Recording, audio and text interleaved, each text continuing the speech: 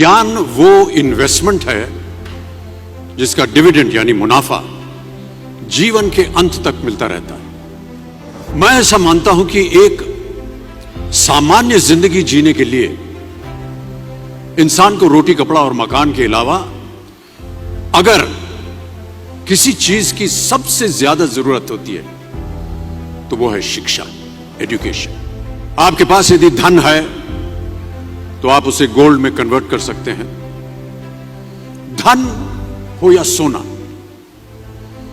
दोनों के कम होने का या खो जाने का डर हो सकता है, पर यही धन को अगर हम नॉलेज में कन्वर्ट करते हैं तो वो कभी कम नहीं होगा और ना ही उसकी चोरी हो सकती है। देखिए, जीवन में मुझे बहुत सी बातों ने प्रभावित किया है।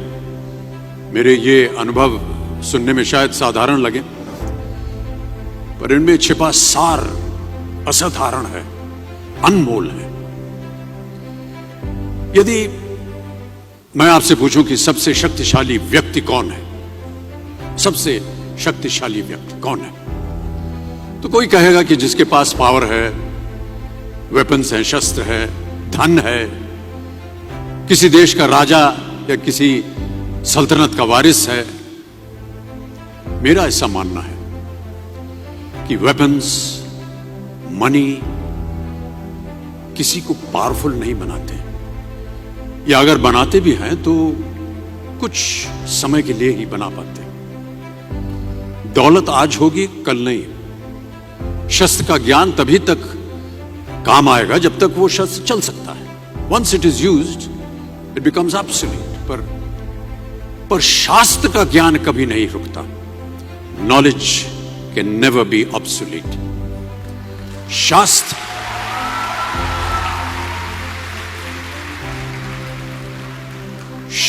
ज्ञान शस्त्र ज्ञान से ज्यादा असरदार, प्रभावशाली और शक्तिशाली होता है।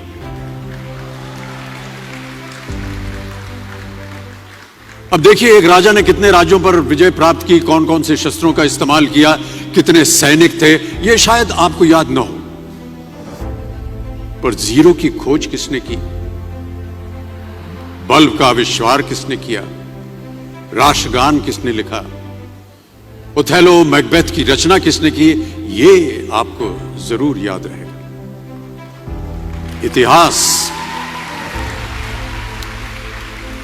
इतिहास गवाह है कि एक राजा अपनी शक्ति के बल पर केवल वहीं तक पूजा जाता है जहां तक उसका साम्राज्य फैला होता है।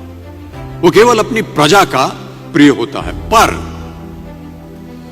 अपने ज्ञान की कीर्ति फैलाने वाले Albert Einstein, William Shakespeare, Rabindranath Tagore सिर्फ अपनी जन्मभूमि में ही नहीं बल्कि पूरे विश्व में पूजे जाते हैं।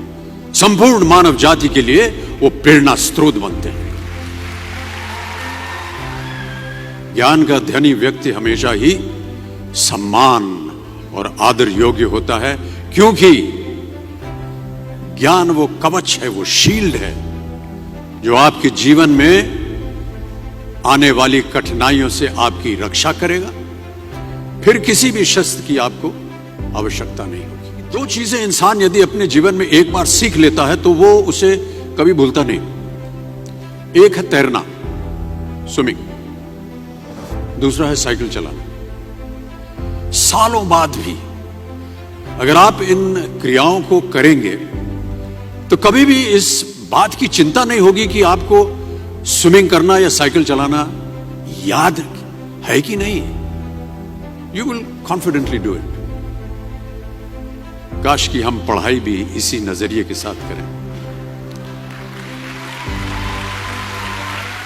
that when you will chase knowledge, numbers will always follow. देखिए, महाभारत में जब गुरु द्रोणाचार्य ने एकलव्य को अपना शिष्य मानने से और अपने गुरुकुल में लाने से इनकार कर दिया था, तो एकलव्य ने क्या किया? अपने गुरु की प्रतिमा, एक मूर्ति बनाई और केवल उस मूर्ति से प्रेरणा लेकर ही धनुर्विद्या सीखने में वही सफलता प्राप्त की जो बाकी योद्धाओं को द्रोणाचार्य के गुरुकुल में रहकर हुई। उस प्रतिमा के रूप में एकलव्य को हमेशा अपने गुरु के पास रहने का एहसास था। और जब गुरु साथ में हो तो सफलता हासिल करने से आपको कोई भी नहीं रोक सकता है।